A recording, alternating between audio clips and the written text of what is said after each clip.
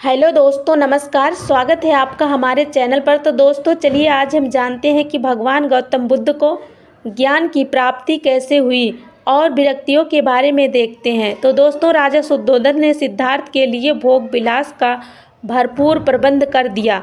3 ऋतुओं के लायक 3 सुंदर महल बनवा दिए। वहाँ पर नाच गान और मनोरंजन की सारी सामग्री जुटा दी गई। दास दासी उनकी सेवा में रख दिए गए।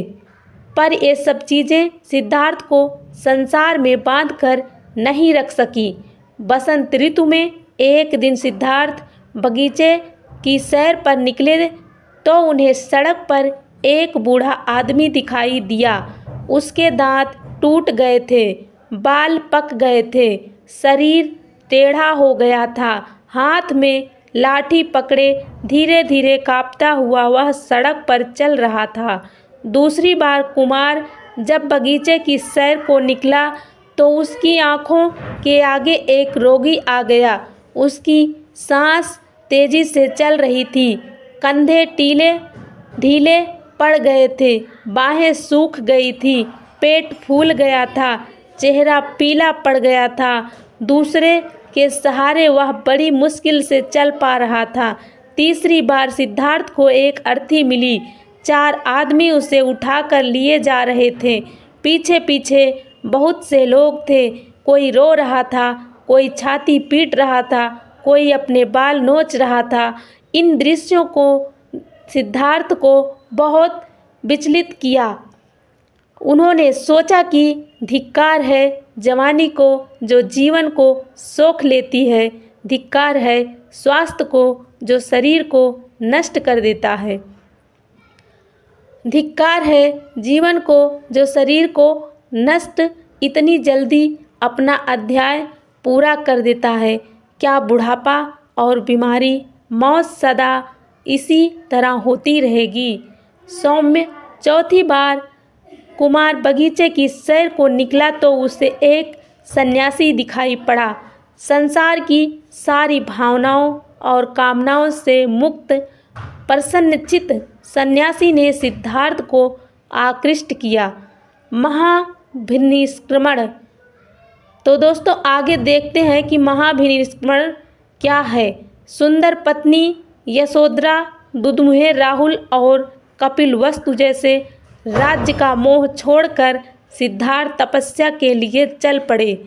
वह राजगृह पहुँचे, वहाँ भिक्षा मांगी। सिद्धार्थ घूमते घूमते आलार कालाम और उदक रामपुत्र के पास पहुँचे। उनसे योग साधना सीखी, समाधि लगाना सीखा, पर उसे संतोष नहीं हुआ। वह उरुबेला पहुँचे और वहाँ पर तरह तरह से तपस्या करने लगे। सिद्धार्थ ने पहले तो केवल तिल चावल खाकर तपस्या शुरू की, बाद में कोई भी आहार लेना बंद कर दिया।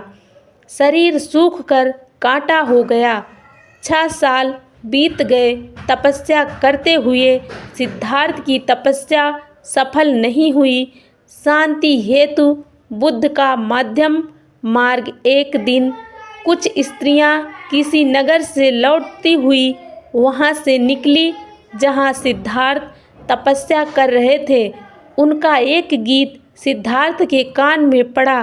बीड़ा के तारों का ढीला मत छोड़ो, ढीला छोड़ देने से उनका सुरीला स्वर नहीं निकलेगा, पर तारों को इतना कसो भी मत कि वे टूट जाएं।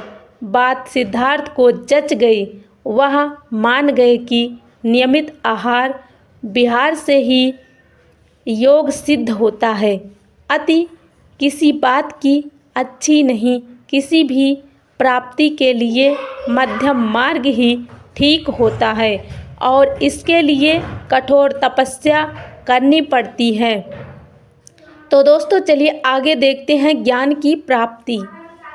बुद्ध के प्रथम गुरु आलार कालाम थे, जिनसे उन्होंने संन्यास काल में शिक्षा प्राप्त की। 35 वर्ष की आयु में बैसाखी पूर्णिमा के दिन सिद्धार्थ पीपल वृक्ष के नीचे ध्यानस्थ थे। बुद्ध ने बोध गया में निरंजना नदी के तट पर कठोर तपस्या की तथा सुजाता नामक लड़की के हाथों से खीर खाकर उपवास तोड़ा। समीपवर्ती गांव की एक स्त्री सुजाता को पुत्र हुआ। वह बेटे के लिए एक पीपल वृक्ष से मन्नत पूरी करने के लिए सोने के थाल में गाय के दूध की खीर भरकर पहुंची। सिद्धार्थ वहां बैठा ध्यान कर रहा था।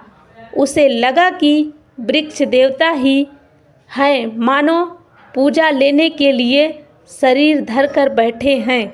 सुजाता ने बड़े आदर से सिद्धार्थ को खीर भेंट की और कहा, जैसे मेरी मनोकामना पूरी हुई उसी तरह आपकी भी हो। उसी रात को ध्यान लगाने पर सिद्धार्थ की साधना सफल हुई। उसे सच्चा बोध हुआ।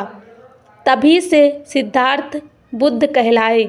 जिस पीपल वृक्ष के नीचे सिद्धार्थ को बोध मिला वह बोधि वृक्ष कहलाया और गया का समीपवर्ती वह स्थान बोध गया कहलाया। तो दोस्तों, इस तरह की जानकारी के लिए हमारे वीडियो को लाइक करें और चैनल को सब्सक्राइब करें। धन्यवाद।